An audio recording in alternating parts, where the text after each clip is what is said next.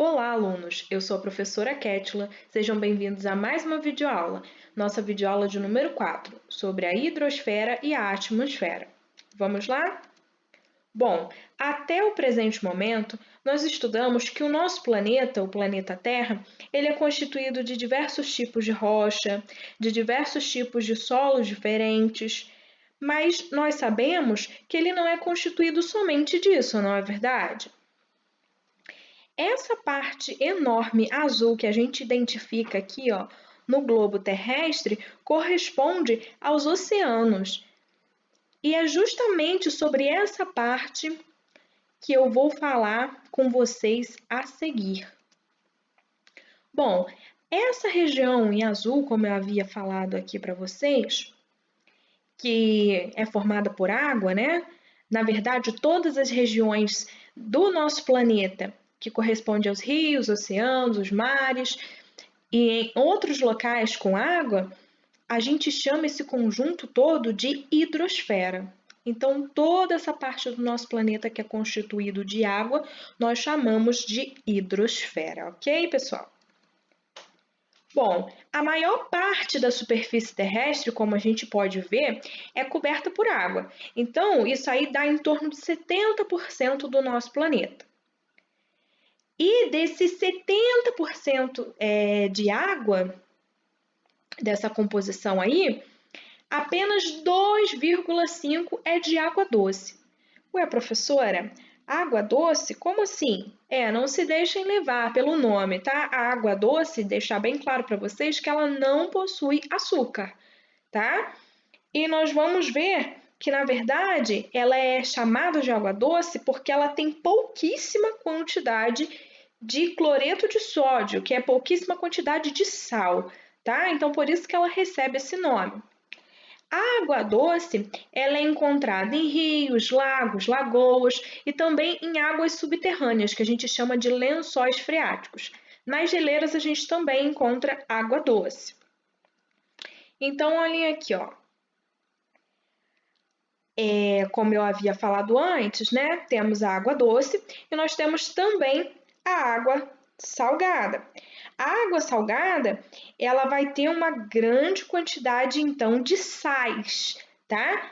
Isso mesmo que vocês ouviram, sais. Mas um dia eu paro para explicar para vocês separadamente sobre os sais. Agora, o que é importante que vocês saibam é que a água salgada, ela tem uma grande quantidade de sais, não é um tipo de sal só. Tem vários tipos de sais que estão dissolvidos na água salgada. E no nosso planeta, a água salgada, ela se apresenta em maior quantidade. Como a gente pode ver aqui nesse gráfico, olha, essa parte azul mais escura, 97,5% da água do nosso planeta é água salgada. E essa água salgada, pessoal, ela é imprópria para o consumo imediato dos seres humanos. No nosso país, nós temos grande quantidade de água doce, né? E essa água doce a gente purifica, consegue usar para o nosso consumo e tudo mais. Só que tem países que a água doce ela é muito escassa, ou seja, tem pouquíssima quantidade de água doce. Aí eles são obrigados a dessalinizar a água do mar. O que é isso, professora?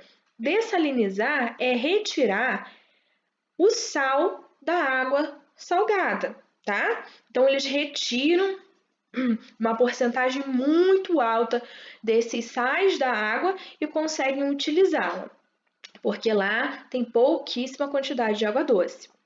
Mas, de forma geral, no nosso planeta, então 97,5% da água é salgada e apenas 2,5% da água é uma água doce, tá? Só que, olhem só, se a gente for reparar, aqui em detalhe, esses 2,5, desses 2,5 aqui, não é essa porcentagem toda que está própria para consumo. Desses 2,5, 69,8% está nas calotas polares, ou seja, estão congeladas, tá? 29% é de água subterrânea. 3% aqui vai estar em rios e lagos. e 0,9% outros, que vai ser vapor de água, enfim, tá? Então, só para fazer uma comparação, para ficar mais claro de vocês entenderem, olha, a gente pode comparar como se a água salgada fosse uma gigantesca garrafa de água e a água doce do nosso planeta um copinho de água. Ou seja, nós não temos quantidade de água doce assim para a gente esbanjar, tá? Aqui coloquei essa imagem para vocês entenderem mais ou menos onde ficam, né?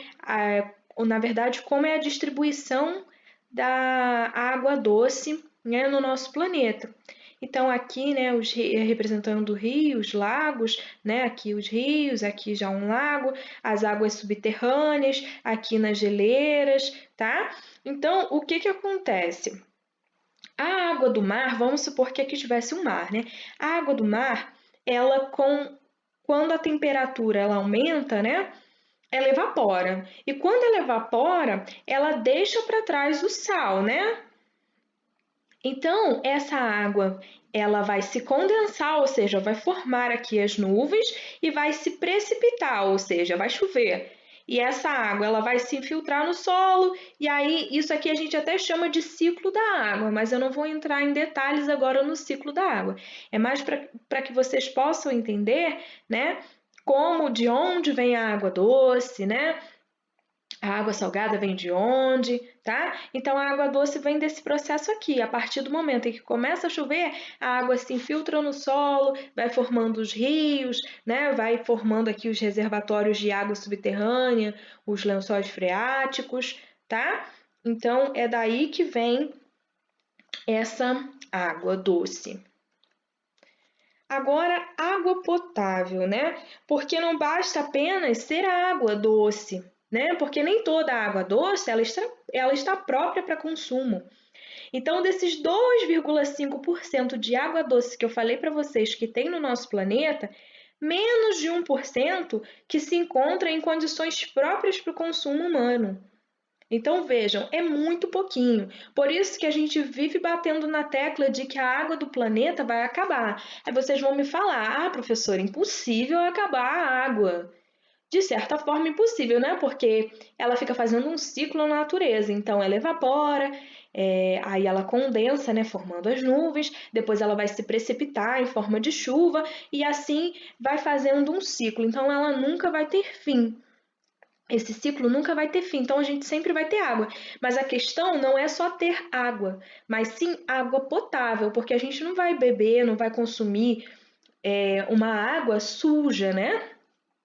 Cheia de micro-organismos, cheia de impurezas, não tem como. Então a gente consome água potável. Então a questão de acabar a água do planeta é acabar a água potável, se nós não administrarmos bem esse recurso, né? Se a gente não cuidar da água do nosso planeta, né? Se a gente não cuidar dos rios e tudo mais, aí a água potável vai acabar. Imagina, a gente tendo que dessalinizar, ou seja, retirar o sal da água do mar. Aí você vai falar: "Ah, tudo bem, professora, você tem como fazer isso e vai ficar tranquilo", mas não é bem assim. Dessalinizar a água é um processo que custa bem caro e somente países com muito recurso assim que fazem esse tipo de processo, né, com mais frequência. A gente, por enquanto, no nosso país a gente tem bastante água ainda, bastante água doce, e a gente aí tem como purificar a água, torná-la potável, ok? Bom, aqui eu coloquei para vocês esse gráfico da água potável que é necessário para produzir itens alimentícios do nosso dia a dia, né? Para produzir alimentos aí. Então, olha só, para ser produzido 1 quilo de arroz, vão gastar 2.500 litros de água. Como assim, professora? Porque isso aqui está incluindo desde a plantação, né? Toda a água que vai ser necessária até aquele arroz estar no pacote disponível no supermercado. Então, isso aqui inclui todo o processo, tá? Então, olha só que absurdo. Para produzir 1 quilo de manteiga, são necessários 18.000 litros de água. Nossa, professora, mas são muitos litros de água. Mas Vejam bem, a manteiga ela é produzida através do leite. Então, você tem que criar o gado, né? Você tem que ali alimentar a vaca e todo o alimento que foi necessário para a vaca se desenvolver, para depois ela ter o filhote, para ela produzir leite e tudo mais. Então é um processo demorado. Então por isso que gastam-se tantos litros de água para produzir a manteiga. Não é somente lá na indústria, né? Na hora de fazer o processo final da transformação do leite em manteiga, não, pessoal. É desde lá do princípio. Por isso que na verdade, por isso que essa quantidade tão grande aqui de litros de água, tá? Para produzir isso aqui. E por aí vai, ó. Para produzir um quilo, aqui vão ser gastos 712,5 litros de água. Queijo, 1 quilo aqui também, ó, 5.280 litros de água. Batata. E aí vocês podem olhar aqui com calma quanto de água potável que é necessário para produzir esses alimentos aqui, então, tá? Bom, agora eu vou falar para vocês de uma outra parte muito importante do nosso planeta. Como nós vimos as rochas, os tipos de solo, agora eu falei para vocês um pouco sobre a água do nosso planeta, então chegamos até a atmosfera. O que é a atmosfera?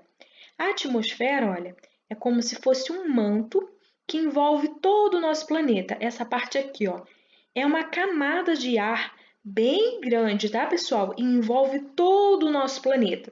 Ela vai funcionar como um filtro que vai proteger o nosso planeta de parte das radiações solares. Ela vai ser importante para a manutenção ideal de temperatura no nosso planeta. Ou seja, aqui vem os raios do Sol, né? Para manter o nosso planeta aquecido, um pouco desses raios de sol tem que ficar aqui dentro da nossa atmosfera, manter uma temperatura bem agradável, ideal para que haja vida no nosso planeta. E outra parte desses raios solares tem que voltar para a atmosfera. Então, perdão, tem que voltar para o espaço, tá? Então, percebam, essa camada é de extrema importância e nela também há os gases, né, o oxigênio, que são necessários para que a gente respire e os outros seres vivos também, tá? Então, olha, essa atmosfera terrestre, ela é composta por 5 camadas diferentes, tá? Então, nós vamos começar aqui, ó, da mais interna até a mais externa. Então, essa camada aqui, mais próxima da superfície do nosso planeta, nós chamamos de troposfera. É aqui que vai ocorrer as chuvas, os trovões, furacões. Aqui que vai ter vapor de água, vai ter o oxigênio, né, que a gente precisa para nossa respiração, para as trocas gasosas do nosso corpo.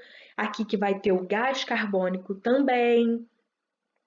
Aqui que vão ser liberados poeiras e gases poluentes, tá? É nessa camada aqui, troposfera. A próxima camada é chamada de estratosfera. Essa camada aqui é onde fica a camada de ozônio, aquela camada famosa que a gente sabe que protege, então, a superfície do nosso planeta de raios ultravioletas, né? Então, aqui está a camada de ozônio, tá? Ela está até identificada aqui para facilitar a visualização de vocês. A próxima camada é a mesosfera. Nessa camada aqui, a temperatura ela é muito baixa, porque não há gases aqui para absorver a energia solar, então é bem frio, tá? A próxima camada é a termosfera. Aqui é onde a radiação ultravioleta do Sol é mais intensa e a temperatura aqui também é bem alta. E aqui que vão ocorrer as propagações de ondas de rádio, tá? Então a gente até vê um satélitezinho aqui nessa camada. E agora a camada mais externa a gente chama de exosfera. Esse aqui, na verdade, vai ser o limite entre a Terra e o espaço, tá? Então, nós vimos que a atmosfera ela é super importante para a manutenção da vida no nosso planeta, né? Ela vai funcionar então aqui, ó, nessa parte, para absorver um pouco desses raios ultravioletas, impedir com que esses raios prejudiquem os seres vivos que moram aqui no nosso planeta, né? Então, ela é muito importante. Então, estudem aí, façam as anotações de vocês a respeito de cada camada dessa, tá? Agora, eu vou pedir para que vocês façam os exercícios da página 50 do livro didático e também que vocês façam os exercícios da página 27 do livro de atividades. Bom, pessoal, bons estudos e até a próxima aula!